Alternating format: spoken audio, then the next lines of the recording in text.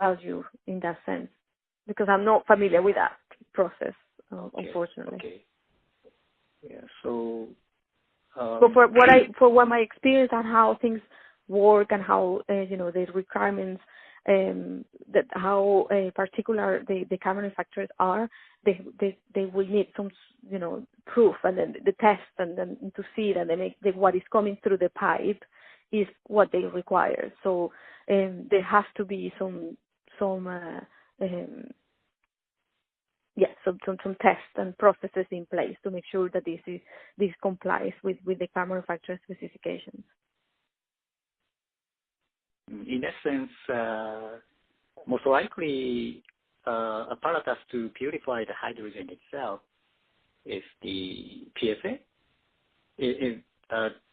Am I correct? So PSA, pressure swinging absorption system itself in a hydrogen station is most likely apparatus to install in a station itself.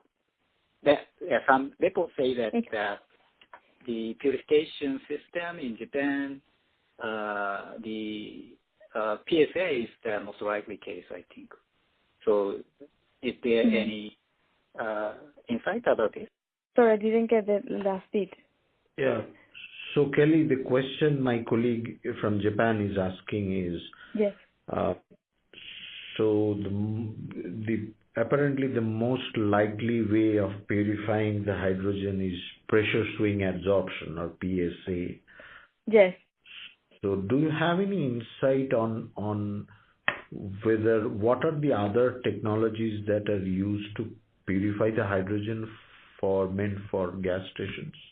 No, I'm not familiar with that. So, like I said, within the stations that I have experience building, there wasn't any on-site purification systems. Okay. Yeah.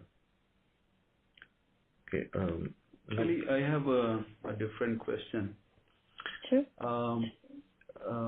As we, look beyond, 2020 and, years even after that, we see that fuel cell vehicles will be in dominance in certain segment of transportation.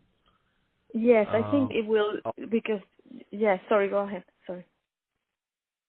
So this obviously means that setting up of hydrogen infrastructure have to keep the pace with kind of demand in market. Correct. Now, yes. through this conversation, what I get is that setting up such kind of infrastructure would need probably three main blocks. One is the hydrogen production. Second is the purification of the gas. And third would be the delivery system. Third would be the delivery system. Yes. Right? Now, if there are one more piece, probably you can add, which I'm not aware.